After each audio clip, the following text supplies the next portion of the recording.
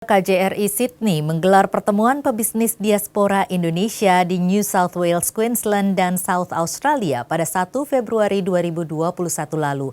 Pertemuan diaspora Indonesia ini tentu memiliki tujuan yang tentunya dapat membawa dampak kemajuan ekonomi bangsa. Apa saja yang dibahas dalam pertemuan itu, kita akan membahasnya dalam dialog Nusantara Petang berikut ini.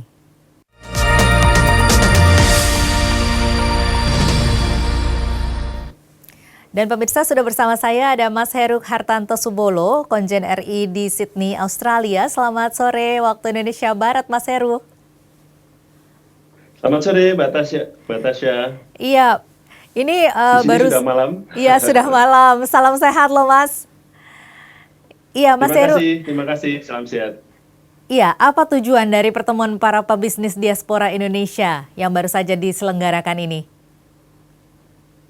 Pertama tentunya adalah untuk mengkoneksikan atau menyambungkan antara BUMN Indonesia yang ada di Sydney, Australia, kemudian perwakilan BI Beijing yang juga mengcover wilayah Australia, dan tentunya adalah para diaspora Indonesia dan entitas bisnis yang ada di Australia, Mbak.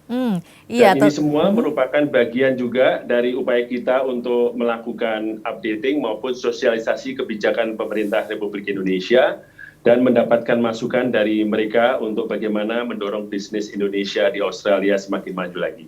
Iya, tentunya banyak sekali entitas atau jenis bidang usaha yang juga dibahas di pertemuan ini. Ini apa saja yang kira-kira cukup memiliki prospek ke depannya? Ada beberapa jenis usaha yang memiliki prospek baik di Australia, seperti misalnya produk-produk makanan dan minuman. Berbeda dengan produk-produk lain yang juga mempunyai perspektif yang juga baik, seperti misalnya mengenai alat-alat kesehatan, kemudian properti, dan juga beberapa impor produk-produk furniture dan sebagainya yang memiliki prospek yang baik. Meskipun ada beberapa produk yang saat COVID terjadi mengalami penurunan, misalnya produk travel maupun produk makanan dan minuman, namun tidak sampai mereka tutup usahanya karena inovasi-inovasi yang dijalankan oleh teman-teman dari diaspora Indonesia yang ada di Australia. Iya, ini berbicara mengenai kondisi pandemi COVID-19 ini, bagaimana usaha mereka di sana? Usaha para pebisnis diaspora di Australia pada saat pandemik memang mengalami dampak yang cukup signifikan, utamanya ketika terjadi penutupan perbatasan maupun terjadi restriksi-restriksi dikarenakan adanya transmission of disease yang terjadi antar masyarakat. Dan ini tentunya menimbulkan beberapa hal. Yang pertama adalah proses adjustment dari para pebisnis kita untuk melakukan inovasi. Seperti misalnya untuk di industri makanan dan minuman, mereka bisa tidak menutup restorannya, tetapi mereka melakukan diversifikasi melalui pesan antar misalnya, atau tematik menu untuk para restoran Indonesia. Demikian juga yang dilakukan oleh pemerintah Australia, baik pada level state maupun pada level federal. Ada beberapa kebijakan yang dilakukan, seperti misalnya job seeker, ya, bagi yang ingin membutuhkan pekerjaan ada insentif. Kemudian job keeper, bagi yang sudah bekerja,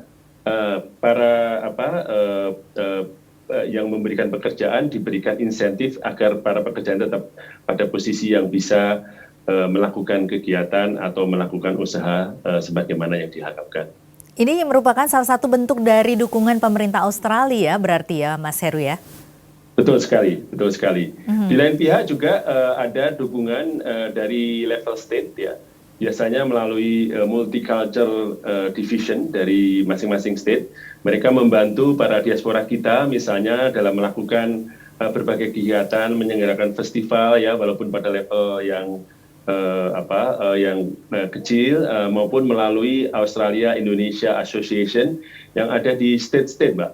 Jadi beberapa kegiatan kreatif mereka masih bisa disupport melalui Multicultural Division dan juga memberikan dorongan ketika terjadi COVID pada saat kita melakukan upacara 17 Agustus misalnya pada beberapa state misalnya di Queensland itu City juga memeriahkan acara itu dengan 4 ikonik di Brisbane disulap berwarna merah dan putih dalam rangka untuk memberikan semangat kemerdekaan Republik Indonesia pada saat 17 Agustus tahun yang lalu.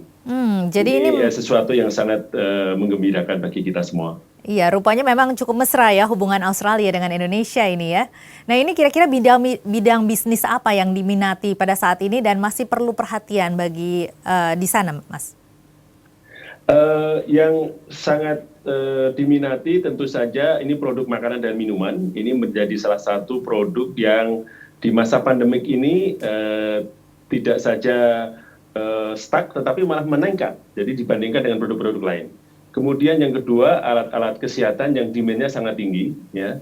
Namun demikian kita juga masih memerlukan itu sehingga beberapa hal kita masih dalam proses untuk meningkatkan upaya melakukan ekspor alat-alat kesehatan. Kemudian juga furniture, ya. Furniture meskipun dalam beberapa hal terjadi kelangkaan untuk freight forwarding-nya, tetapi peningkatan terjadi di beberapa produk-produk furniture yang masuk di beberapa state di Australia. Ini kalau tidak salah dengan tema Indonesia Incorporated begitu ya Mas ya? Nah ini bisa diceritakan sedikit mengenai tema itu? Jadi intinya Indonesia Incorporated itu adalah upaya untuk mengoptimalkan keterkaitan antara implementasi Indonesia-Australia Comprehensive Economic Partnership, yakni sebuah agreement kerjasama antara Indonesia dan Australia yang sudah diberlakukan sejak pertengahan Juli lalu, Mbak. Dan dikaitkan dengan platform-platform kerjasama lain yang sudah ada di Australia. Iya, SEPA itu ya, Mas ya? Ya. MOU antara sister state dengan sister province. Kita punya MOU antara DKI Jakarta dengan New South Wales, Queensland dengan Jawa Tengah, South Australia dengan Jawa Barat, dan juga sister city misalnya antara New South Wales dengan Jakarta, kemudian Makassar dengan Gold Coast, Semarang dengan Brisbane dan sebagainya. Jadi ini adalah sebuah keterkaitan yang saling menguatkan dan saling memberikan ruang untuk lebih bisa dilakukan melalui skema-skema kerjasama yang sudah ada. Sehingga para pengusaha kita tidak harus mulai dari scratch, Mbak. Jadi implementasikan saja apa-apa yang sudah ada sehingga ini akan mempermudah akses produk-produk kita di Australia. Program-program apa saja yang menjadi prioritas di dalam IASEPA ini, Mas? Beberapa program yang kita ingin lakukan adalah pertama sebenarnya adalah kunjungan antar kelompok dagang Australia ke Indonesia maupun Indonesia ke Australia. Namun demikian karena pandemik, pemerintah Australia saat ini masih menutup perbatasannya dengan seluruh negara di dunia.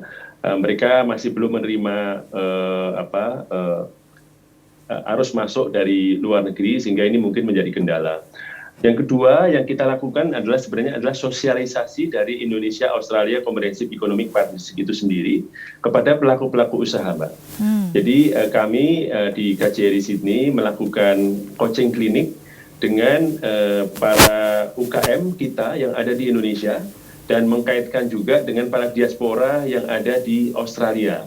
Melalui kerjasama lintas sektoral, lintas kementerian, kami juga dibantu oleh Kementerian Perdagangan, ya, Kementerian Investasi, BKPM, dan juga kementerian lain, sehingga kita bisa memberikan sosialisasi kepada mereka apa dan bagaimana Indonesia Australia SEPA, bagaimana melakukan eksportasi ke Australia, dan menggunakan skema ini untuk kepentingan yang lebih luas bagi UKM-UKM kita maupun pelaku-pelaku usaha kita. Ini kalau tidak salah ada 8 ya Mas program prioritas ini yang bisa dijalankan karena tentunya program prioritas ini kan sudah direncanakan sebelum pandemi terjadi begitu ya. Nah, ini apa yang Betul. paling mungkin bisa dilaksanakan di saat pandemi seperti ini? Yang bisa kita lakukan di saat pandemi tentu saja kita melakukan sosialisasi dengan melalui digital device, artinya melalui Zoom atau melalui pertemuan virtual ya yang kita lakukan. Yang kedua juga link and match, karena ini sangat penting antara mengkoneksikan produsen di Indonesia dengan importer di Australia. Kemudian yang ketiga, kita juga melakukan upaya pertemuan tribulanan dengan para sektoral bisnis yang terkait di Australia. Karena dengan demikian kita bisa melakukan sosialisasi kebijakan yang ada di Indonesia, maupun kita menginformasikan kepada teman-teman di Indonesia mengenai kebijakan terbaru di Australia semasa pandemi. Dan tentu saja juga memaksimalkan peran dari diaspora Indonesia yang tersebar luas di Australia, Mbak. Ada sekitar hampir 81.000 diaspora Indonesia yang tersebar di Australia. Keuntungannya adalah mereka adalah orang Indonesia, namun demikian mereka juga mengetahui situasi di Australia. Dan banyak dari mereka sudah sukses untuk bisnisnya di Australia. Ini akan menguntungkan sekali sebagai konektor bagi produsen-produsen kita di Indonesia. Dari 81.000 diaspora Indonesia di Australia ini yang merupakan pelaku bisnis ini ada berapa jumlahnya, Mas? Kami belum mempunyai data yang pasti, tetapi relatif cukup banyak ya. Kalau dibilang lebih dari 10.000, saya kira ada dari diaspora kita yang melakukan bisnis, baik pada skala kecil, skala menengah, maupun skala besar. Banyak nama-nama besar, perusahaan-perusahaan besar yang dinakodai oleh diaspora Indonesia. Ini juga sangat membanggakan. Di tengah situasi perang dagang yang masih terjadi antara Australia dengan negara lain, kita mempunyai peluang untuk menggunakan skema kerjasama dengan teman-teman diaspora Indonesia yang sukses di Australia untuk melakukan switching produk-produk yang dulunya belum dari Indonesia menjadi dari Indonesia. Dan yang kedua, kita juga punya skema untuk menjadikan Australia sebagai hub bagi produk Indonesia ke tempat lain di negara ketiga, seperti misalnya di Pasifik. Ini juga kita lakukan untuk memperluas jangkauan pasar produk-produk kita. Ya, ini terkait dengan tadi Mas Heru katakan bahwa ingin menjadikan Australia sebagai hub produk-produk Indonesia. Nah, ini bagaimana? Apakah sudah dijalankan saat ini atau masih baru wacana saja? Sudah dijalankan melalui pertemuan yang sudah digagas oleh para kepala perwakilan Republik Indonesia tahun lalu yang mengadakan Pacific Expo di Wellington, Australia. Dan melalui itu kita mempunyai kerangka kerjasama di antara para kepala-kepala perwakilan termasuk Konsulat Jenderal Republik Indonesia di Sydney untuk mendukung upaya ini, yakni memperluas pasar produk kita ke Pasifik. Itu dilakukan antara lain melalui beberapa hal, antara lain yang pertama adalah promosi produknya sendiri. Jadi teman-teman importer diaspora yang ada di Sydney misalnya, melakukan reach out atau kita koneksikan link and match dengan teman-teman importer dari negara-negara di Pasifik. Yang kedua juga kita menggunakan jasa dari freight forwarders yang ada di Indonesia maupun di Australia. Itu pun juga dari perusahaan-perusahaan yang dinakodai oleh diaspora Indonesia. Jadi ini semuanya menggunakan jejaring Indonesia, Mbak, sehingga apa yang disebut dengan Indonesia Incorporated betul-betul bekerja di lapangan. Nah, kalau begitu apa kira-kira dampaknya bagi Indonesia khususnya di bidang perekonomian mungkin ini? Harapan kami tentunya akan semakin banyak lagi produk-produk Indonesia yang tidak saja pasarnya semakin luas, tetapi lebih dikenal lagi. Seperti misalnya dulunya hanya dikenal hanya 1 atau 2 jenis produk saja di Fiji, ya, di New Zealand atau di negara-negara Pasifik yang lain ya. Namun sekarang sudah banyak lagi produk-produk yang masuk, Mbak. Jadi saya melihat tidak saja produk-produknya itu produk berupa makanan dan minuman yang tentu saja sudah banyak dikenal seperti di Indonesia, tetapi juga barang-barang consumable goods. Jadi misalnya pembersih, ya, kemudian alat-alat kesehatan yang sekarang sangat dibutuhkan di masa pandemi dan sebagainya. Ini pemerintah Indonesia kan juga sudah menegaskan kesungguhannya ya Mas ya dalam menjalankan tarif rate quote atau TRQ dalam implementasi IASEPA ini, serta juga adalah rencana terminasi bilateral investment treaty atau BIT untuk memberikan kepastian hukum bagi para pelaku bisnis di kedua negara. Nah, ini apakah sudah berjalan dan bagaimana kondisi sesungguhnya di lapangan? Jadi semuanya sebenarnya sudah tercakup dengan Indonesia Australia Comprehensive Economic Partnership, Pak.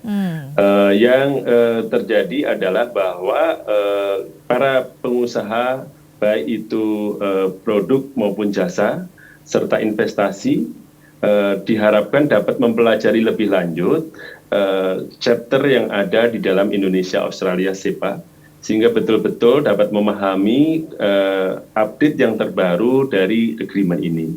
Yang kedua, kita jangan sampai menunggu situasi pandemik berlalu, karena waktu tetap terus berjalan. Dan kami juga mencermati bahwa Australia kemungkinan juga masih menutup perbatasannya sampai dengan akhir tahun 2021.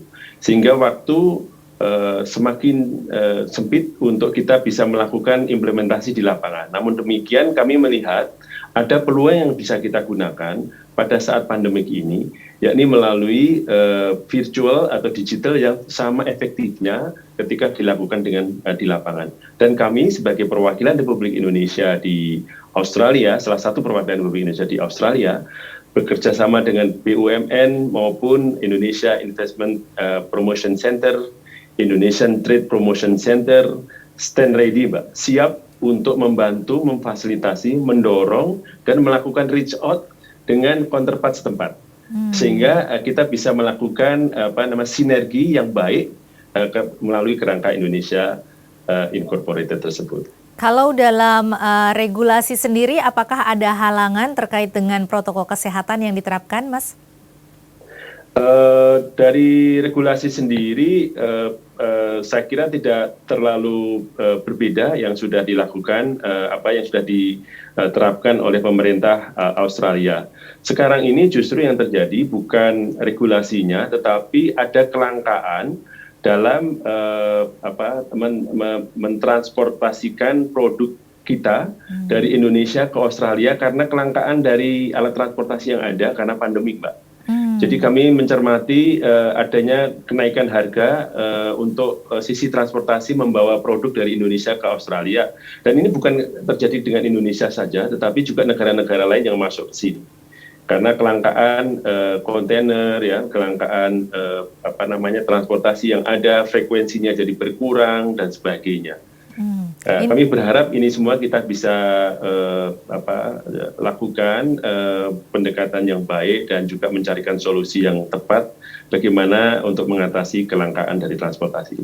Bagaimana dengan pelaku usaha atau pelaku bisnis yang kecil-kecil di sana, Mas? Bagaimana dukungan dari pemerintah? Apakah seperti di Indonesia juga ada insentif dan juga stimulus-stimulus yang diberikan ataupun keringanan-keringanan kredit seperti itu?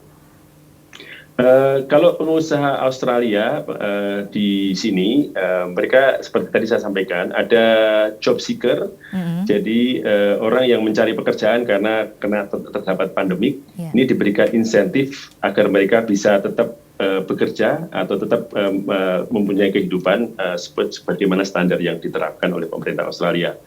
Bagi yang sudah bekerja di perusahaan, bagi perusahaan diberikan job payment, ya, job payment option, sehingga mereka ini yang memiliki standar di bawah upah minimum diberikan insentif agar mereka tetap bekerja di perusahaan itu. Ini berlaku juga untuk diaspora Indonesia ya, Mas ya?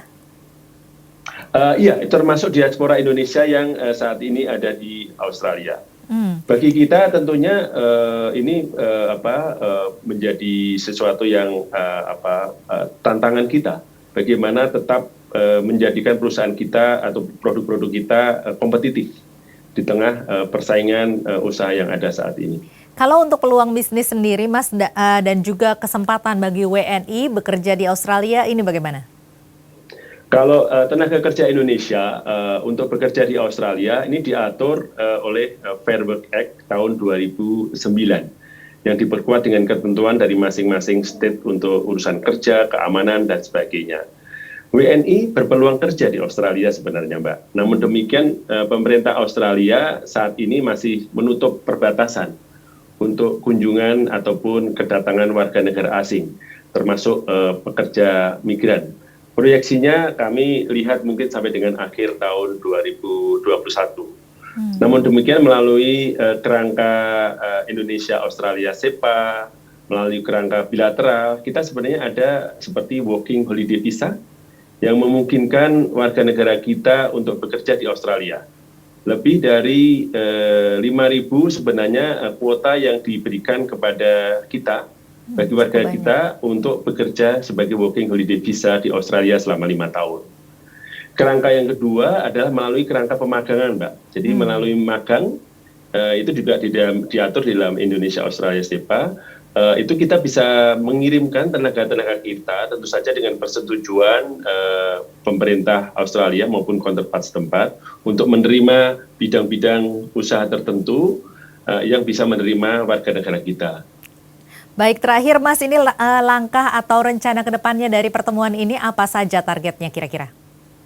Pertama, tentunya kami selalu meminta untuk dapat dilakukan update kontak person dari masing-masing diaspora Indonesia maupun usaha-usaha Indonesia yang ada di Australia. Dengan demikian kita bisa reach out, bisa mencapai mereka apabila kita memerlukan dukungan atau kita mensosialisasikan kebijakan. Yang kedua, kita juga melakukan mapping, Mbak, bidang-bidang usaha per sektor. Karena dengan mapping kita akan ketahui di mana kita bisa masuk, produk-produk apa saja yang kuat, produk-produk apa saja yang mungkin 1-2 tahun lagi akan menjadi produk andalan kita untuk masuk di Australia dan sebagainya. Kemudian yang ketiga, kita juga melakukan pertemuan setiap 3 bulan, Mbak, untuk di antara BUMN, ya, pelaku usaha, BI, kemudian teman-teman dari kalangan komunitas tempat, sehingga kita bisa mendapatkan masukan maupun solusi yang efektif untuk meningkatkan promosi kita. Dan yang terakhir, link and match. Ini sangat penting karena produk yang baik tentu saja harus match dengan demand yang ada di Australia. Harapan kami melalui kerjasama ini kita bisa satukan dan kuatkan lagi. Baik, Mas Heru, terima kasih banyak sudah bergabung bersama kami di Dialog Nusantara Petang.